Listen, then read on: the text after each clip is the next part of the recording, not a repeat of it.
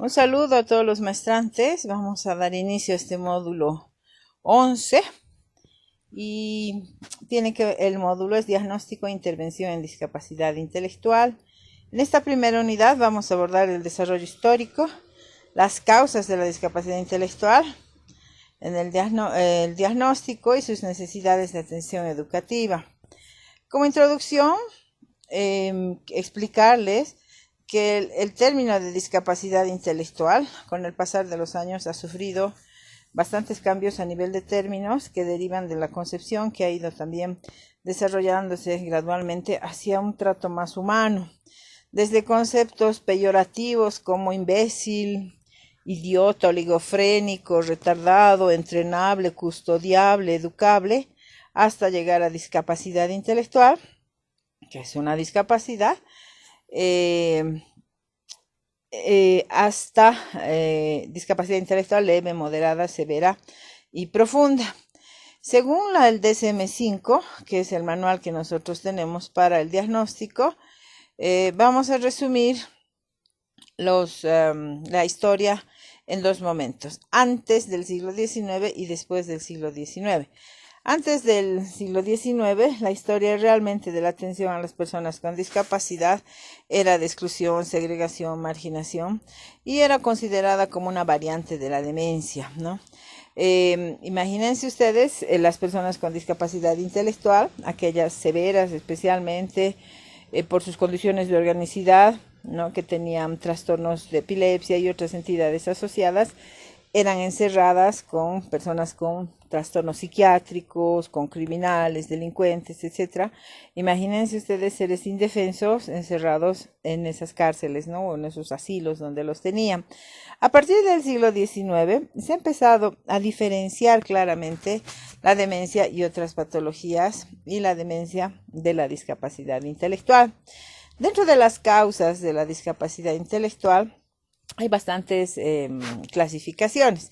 Una de las clasificaciones es que las causas pueden ser genéticas, por ejemplo, que se transmiten de padres a hijos, pero desde los genes que son heredados de los padres.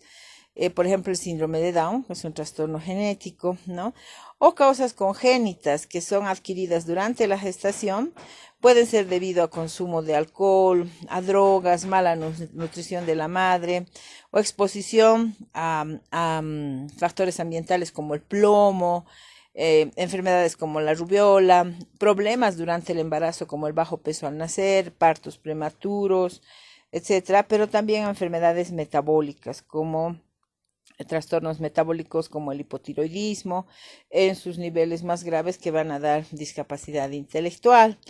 También se clasifica por causas adquiridas y esto básicamente se debe a traumatismos craneoencefálicos, a infecciones, a intoxicaciones que han sido ocasionadas por algún accidente o enfermedad después del nacimiento, ¿no?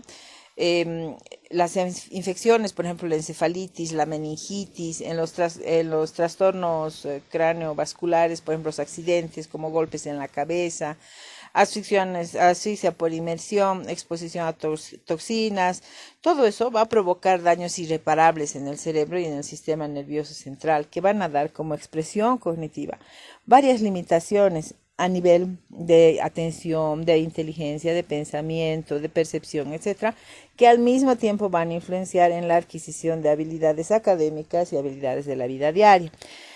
Terminando el módulo de dificultades de aprendizaje, nosotros podemos hacer una clara diferenciación.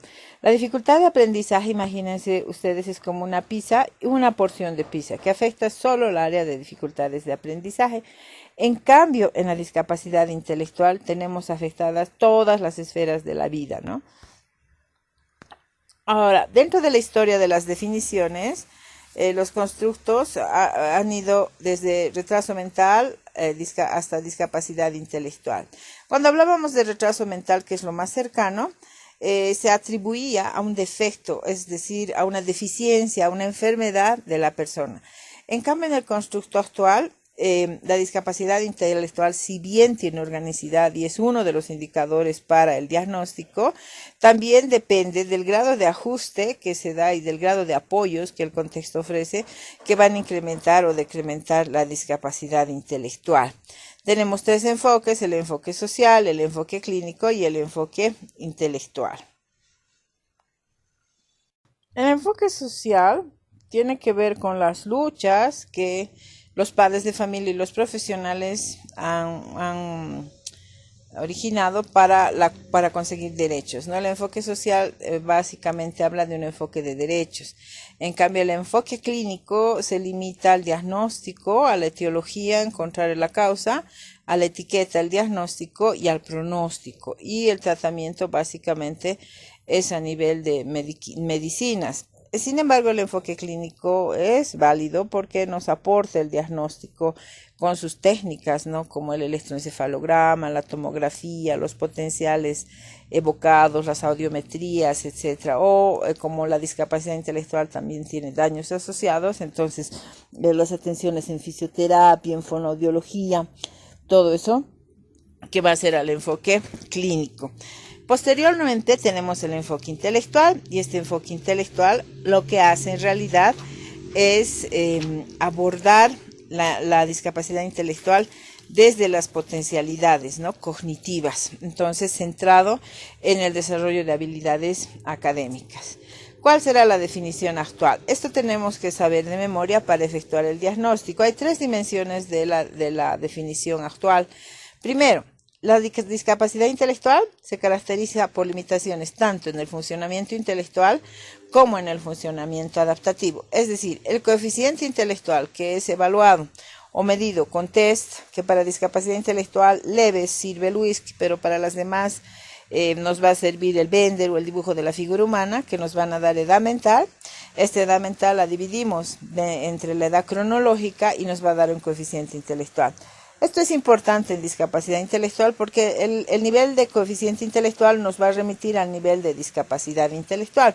Por ejemplo, entre 50 y 70 de discapacidad intelectual va a ser una discapacidad intelectual leve, ¿no? Además de tener el problema un coeficiente inferior a 70, también se presentan dos o más conductas adaptativas afectadas, que pueden ser conductas conceptuales, sociales, prácticas, lenguaje, interacción con el medio, manejo de la comunidad, de las facilidades que la comunidad tiene, manejo de dinero, manejo de bancos. Son personas que no son autónomas, van a salir siempre con alguna acompañante, necesitan tutorías, y en la parte práctica, ¿no?, de ejecución y de manejo. Pero además la discapacidad intelectual se origina durante el desarrollo, es decir, antes de los 18 años, si consideramos el término antiguo que el desarrollo termina a esa edad. ¿Ya? Entonces, desde el momento mismo de la fecundación puede originarse un trastorno, y esto tiene que ver con la organicidad. Entonces tenemos coeficiente intelectual por debajo de la media, dos o más conductas adaptativas afectadas, y se origina antes de los 18 años, ¿no? La discapacidad, en realidad, se va a encontrar clasificada dentro de los trastornos del desarrollo neurológico, dentro del DSM-5, y es un trastorno que comienza durante el periodo de desarrollo, incluye limitaciones en el funcionamiento intelectual y en el comportamiento adaptativo, o sea, lo que les decía, ¿ya? En esta nueva definición, según el DSM-5, también nosotros, una vez que hacemos el diagnóstico, tenemos que hacer toda la evaluación de 5 dimensiones que nos van a llevar a promover apoyos, ¿no? Estas dimensiones abarcan diferentes aspectos de la persona y el ambiente. ¿Para qué? Para mejorar los apoyos que permitan a su vez un mejor funcionamiento individual. Se van a evaluar las capacidades intelectuales, la conducta adaptativa, la participación e interacción en roles sociales, la salud, y también se va a evaluar el contexto. En discapacidad intelectual es muy importante el contexto, la familia, el centro educativo, etcétera, ¿no? Y en las conductas adaptativas se van a aplicar tablas de conductas adaptativas o cuestionarios, y para las capacidades intelectuales se aplican instrumentos de evaluación que nos den coeficiente intelectual. Dentro de lo que es el diagnóstico psicopedagógico y pedagógico, tenemos las mismas habilidades, y aquí están las pruebas que nosotros tenemos que utilizar. Entonces, para la dimensión 1, que son las habilidades intelectuales, les decía, lo más recomendable es el Wechsler o el WISC. El WISC 5, pero en casos de que hay mucha gravedad, se tiene que trabajar con tablas de desarrollo o con el Bender o con el dibujo de la figura humana, con pruebas que nos den coeficiente intelectual, ¿ya? Después, en la dimensión 2 se va a evaluar la conducta adaptativa en sus dimensiones conceptual, social y práctica. En la dimensión 3, la participación y la interacción y los roles sociales, esto en base a observación directa, a cuestionarios sobre si participa en actividades cotidianas, pero hay una dimensión 4 que, debido a la organicidad que tienen estas personas, también tiene que ser evaluada con el objetivo de proveer servicios, y también se tiene que evaluar la dimensión 5, que es el ambiente, cultura y también la familia. Tenemos también una clasificación internacional del funcionamiento, que es el CIF. El CIF se utiliza mundialmente y es una nueva clasificación que también trabaja con estos aspectos, pero se estructura en dos categorías. Básicamente, el funcionamiento y discapacidad, que tiene que ver con funciones, estructuras corporales, actividades y participación, y el otro, factores ambientales y personales, ¿no? Estos factores interactúan con los componentes de estructuras y funciones corporales y actividades y participación. Pueden actuar estas dimensiones como facilitadores o como límites dentro del proceso de atención. El CIF se utiliza más que todo para el asesoramiento ya a nivel laboral. ¿Qué son las funciones corporales? En las funciones corporales se van a encontrar las funciones mentales globales, que donde se ubican los factores intelectuales. Son las formas en que aprenden, son las formas en las capacidades que tienen, cómo integran estas habilidades en base a sus diferentes funciones mentales, por ejemplo, su atención, su memoria, su percepción, su lenguaje. Todo eso se va a evaluar en las funciones corporales, ¿no? Las limitaciones tienen que considerarse dentro del contexto. A mayor apoyo, menor limitación, y a menor apoyo, mayor va a ser la limitación. La evaluación que nosotros hagamos tiene que considerar la diversidad lingüística y también la diversidad cultural. No es lo mismo evaluar una persona con discapacidad intelectual en La Paz que en el campo, por ejemplo, ¿no? Las limitaciones también coexisten con capacidades, entonces nuestra evaluación tiene que ser posibilitadora, ¿no? Básicamente tenemos que evaluar las habilidades que tienen y de toda esta evaluación tiene que derivar un perfil de necesidades de apoyo en las 5 dimensiones que hemos estado viendo. Se mantienen los apoyos personalizados si son por largo tiempo. El funcionamiento de la persona a nivel general va a mejorar. Si no hay apoyos, la discapacidad va a empeorar, ¿no? Este método, hay otro método, el método multidimensional, el que les decía, nos va a llevar siempre a apoyos individualizados. Una cosa es la integración, la escolaridad, pero debido a la organicidad también se necesitan apoyos individualizados. Por ejemplo, si tienen retraso, van a tener retraso psicomotor, retraso en el lenguaje. Muchas veces hay dislalia, si hay daño en el cerebro, hay disartria, su lenguaje no es entendible, tienen trastornos del movimiento, tienen a veces problemas asociados de visión, de audición o epilepsias. Entonces necesitan apoyos individualizados.